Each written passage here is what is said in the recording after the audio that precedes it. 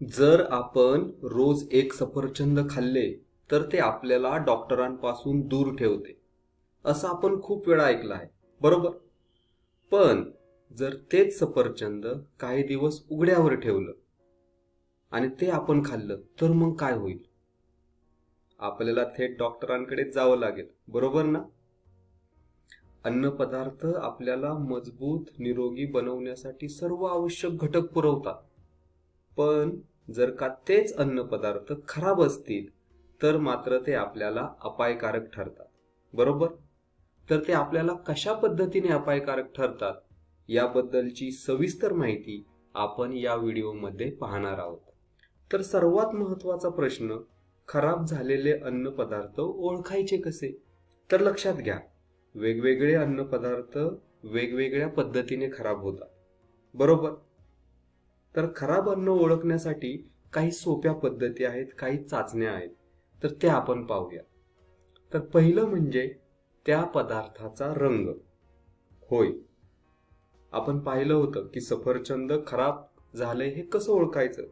तर खराब झालेलं सफरचंद हे काळपट रंगाचे बनते, बरोबर? त्याचा रंग बदलतो. दुसरा संकेत किंवा दुसरी पद्धत म्हणजे त्या पदार्थाचा पोत, बरोबर? आता येथील टोमॅटो पहा. साधारणतः चांगला टोमॅटो हा गुळगुळीत मऊ असतो, पण हा टोमॅटो सुरकुतलेला दिसतोय, बरोबर? म्हणजेच त्याचा पोत दर्जा खराब झालेला आहे, तो अन्नपदार्थ खराब झालेला आहे, बरोबर? तिसरं म्हणजे खराब वास. अन्न बिघाड ओळखण्याची तिसरी पद्धत, खराब वास. जर अन्नातून खराब वास येत असेल तर समजायचं ते अन्न खाण्यायोग्य नाहीये. उदाहरणार्थ, जर मांस खराब झालं तर लगेच त्याचा आंबट वास यायला सुरुवात होते, बरोबर? हा एक सोपा संकेत आहे, हो ना? तर अन्न बिघाड ओळखण्याची एक चौथी आणि थोडीशी धोकादायक पद्धत म्हणजे चव घेणे. जर खराब अन्नपदार्थ असेल तर त्याची चव बदलते. उदाहरणार्थ, शेंगदाणे खवट लागणे. आपल्यापैकी बऱ्याच जणांनी असे विचित्र चवीचे शेंगदाणे खाल्ले असतील, बरोबर? तर रंग, पोत, वास आणि चव यामध्ये जर बदल झाला तर त्यातील पोषक द्रव्यांचा नाश होतो आणि ते अन्नपदार्थ खाण्या अयोग्य बनतात. तर असे अन्नपदार्थ खाणे आपण टाळलं पाहिजे, बरोबर? तर अन्नपदार्थ खराब होणे हे खूपच चुकीचं आहे, कारण यामुळे एकतर अन्न वाया जाते आणि त्याचबरोबर पैसा पण खर्च होतो, बरोबर की नाही? तर माझा प्रश्न असा आहे, अन्नपदार्थ खराब का होतात? त्याच्या मागची कारणे काय? तर याच्या मागचं पहिलं कारण म्हणजे नैसर्गिक रासायनिक अभिक्रिया, बरोबर?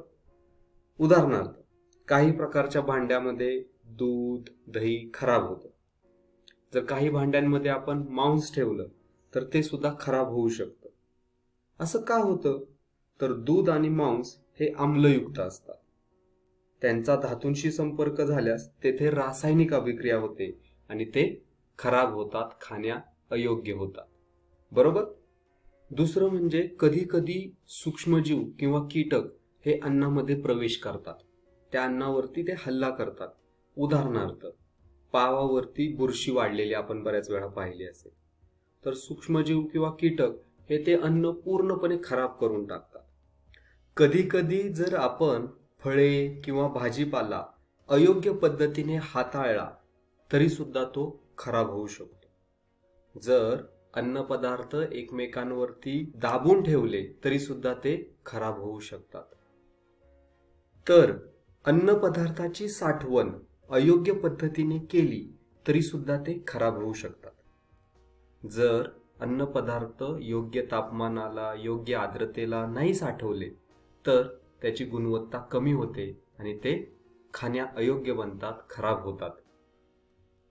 कधी कधी जर फळे किंवा भाजीपाला एका ठिकाणाहून दुसऱ्या ठिकाणी आपण वाहतूक करत असेल आणि जर ती अयोग्य पद्धतीने वाहतूक केली तरी सुद्धा अन्न पदार्थ खराब होतात, बरोबर?